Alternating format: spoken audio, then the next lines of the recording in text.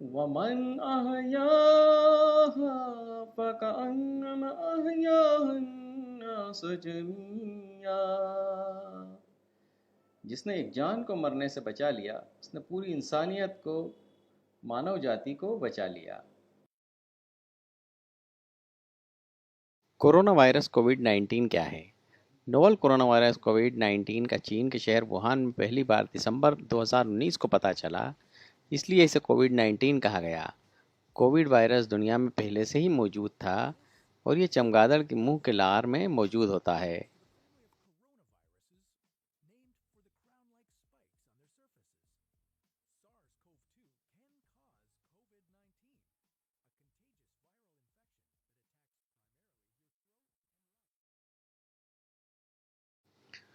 Corona virus कोविड-19 मानव शरीर को कैसे संक्रमित करता है?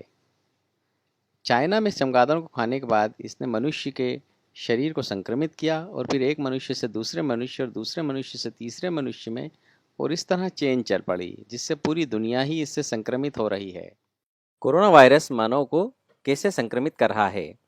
ये एक मरीज से दूसरे मरीज को उड़कर लगने वाला वायरस है, जो हवा के माध्यम से खांसी, छींक, तेज बोलने के दौरान मुंह से उड़ने वाले थूक की बौछारों के माध्यम से साथ खड़े या संपर्क में आए साथी को संक्रमित कर रहा है।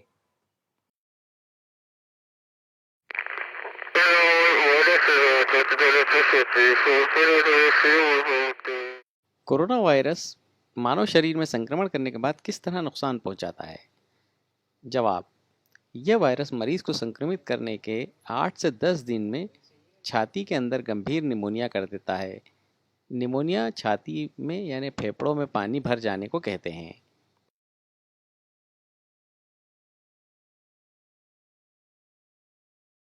फेफड़ों का निमोनिया बहुत सारी मेडिकल समस्याएं पैदा करता है मरीज के शरीर में, जिससे उसकी सबसे मुख्य रूप से रोग प्रतिरोधक क्षमता खत्म हो जाती है। मरीज का श्वसन तंत्र फेल हो जाता है। ज़्यादातर उसको कई बार वेंटिलेटर पर रखना पड़ रहा है, लेकिन उसके बाद भी जब उसके शरीर की रोग प्रतिरोधक क्षमता उसका साथ नहीं देती है, वेंटिलेटर पे सपोर्ट भी फेल हो जाता है, सारे एंटीबायोटिक काम करना बंद कर देते हैं, कई बार पेशेंट की मृत्यु भी हो जाती है। वाले मरीजों का आंकड़ा बहुत ही विवादास्पद है। इसका कोई भी सही अनुमान अभी तक मिल नहीं पा रहा है कि कितने मरीज इस बीमारी के फलस्वरूप मर रहे हैं पूरी दुनिया में। सफल इलाज के बाद में करीब 90 से 94% मरीज ठीक भी हो रहे हैं। इलाज के एक प्रक्रिया जब सारे एंटीबायोटिक फेल हो गए हैं, तो उस टाइम आईसीएमआर ने भारत सरकार के तत्वाधान में इसमें एक प्लाज्मा थेरेपी को भी इलाज के रूप में मान्यता दी है, जो कि ट्रायल के रूप में पूरे भारत में इसका प्रयोग किया जा रहा है। कन्वल्जेंट प्लाज्मा थेरेपी क्या है? जब कोई भी मरीज किसी बीमारी से लड़कर जीत कर इलाज के बाद स्वस्थ होकर वापस आ जाता है, तो उस टेक्निक को मेडिकल की भाषा में कन्वल्जेंट कहते हैं। प्लाज्मा डोनेशन क्या है और वर्तमान में प्लाज्मा डोनेशन की ज़रूरत क्या है? पिछले दिनों आप हमेशा सुनते थे कि फला फला ग्रुप की ब्लड की ज़रूरत है, लेकिन इन दिनों आप ये सुन रहे हैं कि हमें कोरोना विजेता के प्लाज्मा की ज़रूरत है। आगे हम समझते हैं कि ब्लड में हमारे क्या होता है और किस तरीके से हमको प्लाज्मा की ज़रूरत पड़ती है।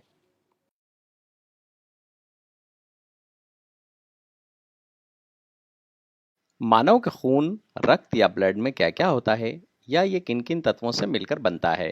मानव रक्त लाल कलर का दिखता है क्योंकि इसमें हीमोग्लोबिन होता है। उसी के कारण ये लाल कलर का दिखता है। ये पूरे रक्त की संख्या में 45% के लगभग होता है। रक्त जो है वो मनुष्य के जीवनदायी तत्व होता है। हमारे खून में दूसरा सबसे महत्वपूर्ण तत्व प्लाज्मा होता है, जो लगभग 55% होता है। यह हल्का पीले रंग का, हल्का क्रीमी येलो कलर का होता है। प्लाज्मा बहुत सारे तत्वों से मिलकर बना होता है, जिसमें खनिज, शक्कर, चर्बी, हार्मोन्स, विटामिन्स होते हैं। प्लाज्मा में सबसे महत्वपूर्ण प्रोटीन होते हैं, जो जीवनदायी होते हैं। इसमें 92% जो है 92% पानी होता है। प्लाज्मा में क्या होता है? प्लाज्मा में खून का थक्का जमाने वाले तत्व फाइब्रिनोजेन होते हैं। प्रोटीन व एल्बुमिन होते हैं, जो बीमारियों से लड़ने के लिए एंटीबॉडीज बनाते हैं। जब मनुष्य के शरीर में कोई बाहरी वायरस, बैक्टीरिया या प्रोटोजोआ प्रवेश करते हैं जिससे वो बीमार हो जाता है, तो शरीर के प्लाज्मा में मौजूद एंटीबॉडीज इनसे लड़ने के लिए एंटीजन बनाती हैं।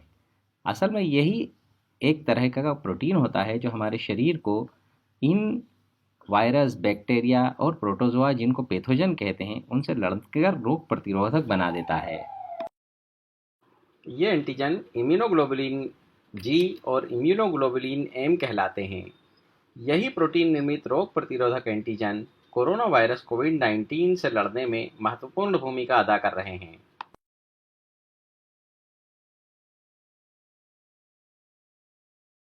रक्त, खून या ब्लड से प्लाज्मा को अलग कैसे किया जाता है? जवाब: रक्त, खून या ब्लड से प्लाज्मा अलग करने की प्रक्रिया को प्लाज्माफेरेसिस कहते हैं। इसमें दानदाता के शरीर से सामान्य तरीके से खून को लिया जाता है और उसे स्पेशल मशीन से लाल खून शरीर को वापस कर दिया जाता है। अब सिर्फ पीले रंग के प्लाज्मा को बैग में ले लिया जाता है। यही पीले रंग के प्लाज्मा को कोरोना वायरस के संक्रमण से पीड़ित गंभीर मरीज को ट्रांसफ्यूज किया जा रहा है। प्लाज्मा दान सवाल जवाब: क्या एक स्वस्थ व्यक्ति को प्लाज्मा दान करने से कोई शारीरिक कमजोरी आती है? जवाब: नहीं, एक स्वस्थ व्यक्ति को प्लाज्मा दान करने से कोई भी शारीरिक कमजोरी नहीं आती है। कभी कभी पहले घंटे में उसको डिहाइड्रेशन महसूस होता है और सर हल्का लगने लगता है। इसलिए प्लाज्मा दान करने वाले व्यक्ति को जूस और दूध पीने को दिया जाता है। ब्लड या प्लाज्मा डोनेशन के बाद पहले घंटे में ड्राइविंग से भी मना किया जाता है। स्वस्थ व्यक्ति कितनी बार प्लाज्मा दान कर सकता है? या ये सवाल है कि प्लाज्मा के एक बार प्लाज्मा दान करने के बाद दूसरा कितने दिन के बाद उसको प्लाज्मा दान करना चाहिए?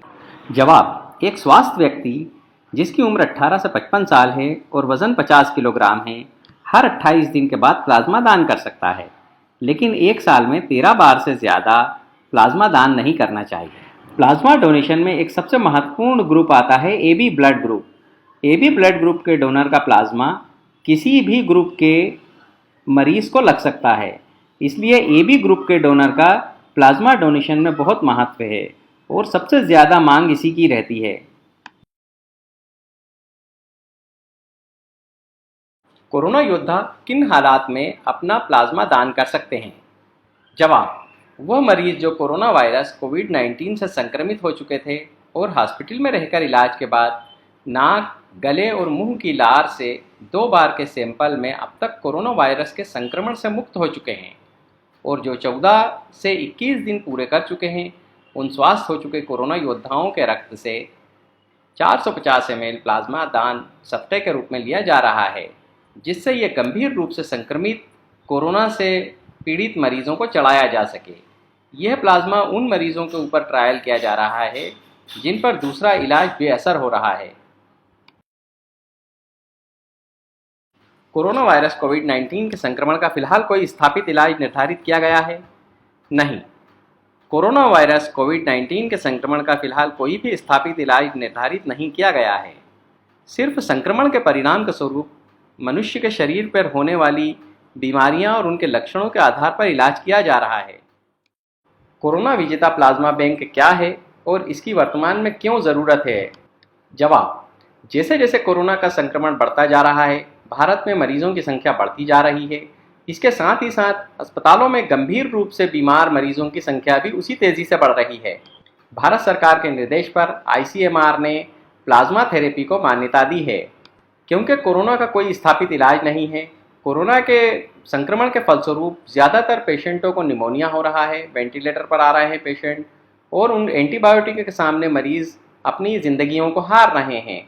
ऐसी हालात में प्लाज्मा थेरेपी एक विकल्प के रूप में आया है और इसके परिणाम भी अच्छे आ रहे हैं।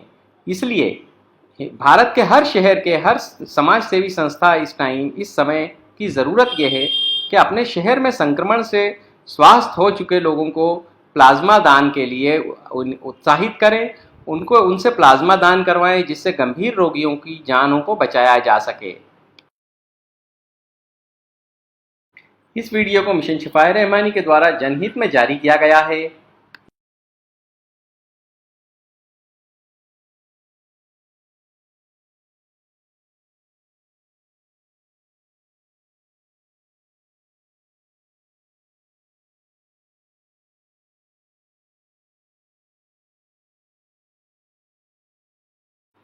मिशन शिफाए रहमानी आपका अपना इदारा है। आप सभी साहब खैर हजरात की माली इमदाद के ज़रिए ही ये गरीब और मुस्तहिक लोगों के ऑपरेशन करने की खिदमत दे रहा है। इसलिए आपसे गुजारिश है कि ज़्यादा से ज़्यादा माली ताउन कर कर मिशन शिफाए रहमानी को मजबूत कीजिए। जज़ाकल्लाहु खैर।